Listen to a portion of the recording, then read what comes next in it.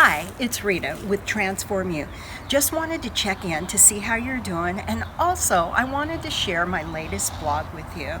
Started a new series called Coaching Yourself Courageously as we're transitioning into this new post COVID-19 world.